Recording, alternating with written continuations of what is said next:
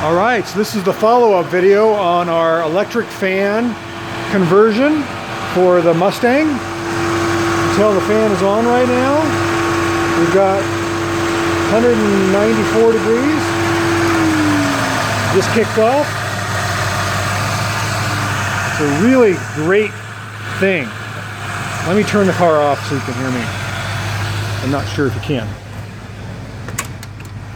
Again, yesterday I was showing you guys how we took my wife's 5-speed 5.0 1990 Mustang GT and did a little improvement on that where I took a Volvo, I think it's an SUV, radiator fan that's electric, and I adapted it to fit by removing the mechanical fan. The mechanical fan roared all the time and the car never really got hot. That was actually the main impetus for this whole video. I put a new heater core in, I put a new thermostat in, could never get the car to warm up, which is the opposite of what most people have. Usually can't get their cars to cool. I originally had a 180 thermostat in here for racing purposes, and it just wasn't cutting it. When you have a convertible car like this, and you live in Oregon, and you have the top down on a summer night, you get cool. And I was getting vent temps of like maybe 110, 120, and that just wasn't cutting it. So that led me to kind of sort things out, replace the thermostat. That helped a little bit. The heater core, that helped a little bit. But the radiator fan, I believe that old mechanical fan was locked up all the time. Let's go get that fan. I have it sitting over here. And I know a couple people have commented that when it's cold, it takes a little bit for the viscous fluid to warm up. Here it is. So this is the old fan. We'll set it here on the floor.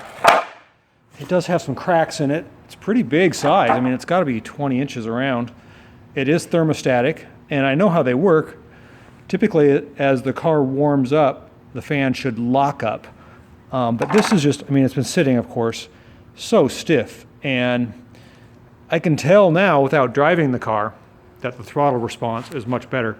We don't have to spin this 40-pound fan all the time. Hear it roar.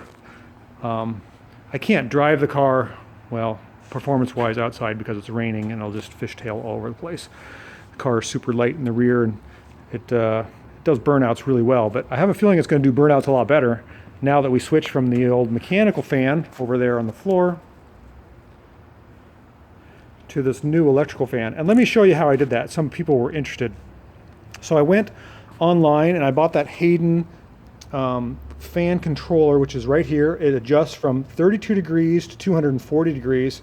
I mounted it right here right behind the headlight, so it's out of the way, sort of protected, and mostly it's very easy to adjust. This little screw right here is a resistor, and you can turn it left or right depending on the temperature you want, from 32 degrees to 240.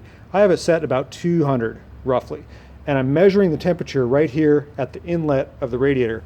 As the water is pumped out of the engine, it comes to this point in the radiator, which is the hottest point, and I inserted the little tube or the thermostatic bulb. See the little wire here? It's actually right in the radiator. And I had to double clamp it because I was having leaks because the wire runs through there. I'll clean that up after a while. I finally got it stopped. But the radiator hose had been on there for so long that it kind of took a seal. And when I broke that seal and then put a wire through there, it didn't like that at all. It was starting to just drip a little bit. I got the leak fixed now. It's totally dry. But there is a thermostatic bulb that is inside this hose. It's about right here. And that measures the temperature, which then goes to this, what do you call it, fan controller. And then I ran the wires for the fan controller within this radiator core support. You can't see them. Here they are here, the blue wires. They go over here. Here are the high voltage wires or the high amperage wires that come from the fan. They go to a relay. And I had to use a 50 amp maxi fuse. I tried a 30 amp and it kept blowing it. Even though it's a 30 amp relay on startup, the fan draws so much initial power that I was popping the fuse. Seems to work pretty good. And I will clean this up too. Right now it's it's sort of temporary. I just want to check everything. It's working beautiful. I'm getting, well, let's see what the temps are. It's been sitting here percolating. Should be 189. Let's start the car up and see what kind of vent temps we're getting.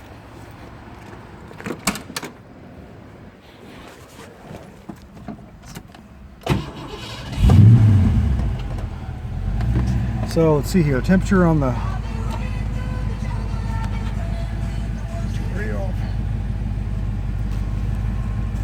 showing about the lower third quadrant right there.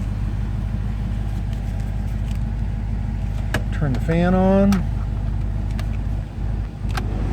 for the vents.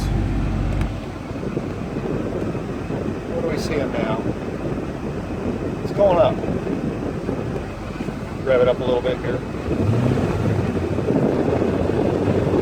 So already I'm getting almost 150 degree vent temps. There we go. It's going up. That's nice.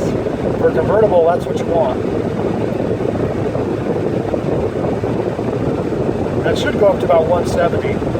That's going to be nice and toasty for wifey. And you can see the gauge on the dash there. Still very low. Let's go out and measure the temperature and see if the fan kicks on outside the car.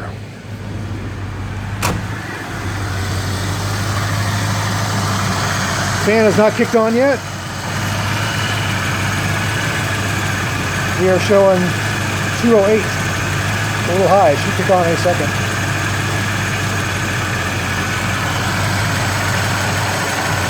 Thermostat housing is showing 200. Like I said, if I don't like this, I think it's kicking on too high, with the turn of a screw, I can just adjust that. But I think that's going to be okay. 206. That's perfect. So I'm super happy. I hope that somebody else can learn from this. Make your car heater work a little better, save a little gas, and give yourself a little horsepower. I don't know how much horsepower, but if it improves throttle response, I'm happy. All right. Coming to you from 5.0 Central. Thanks for watching me work on our summer car. Have a great day.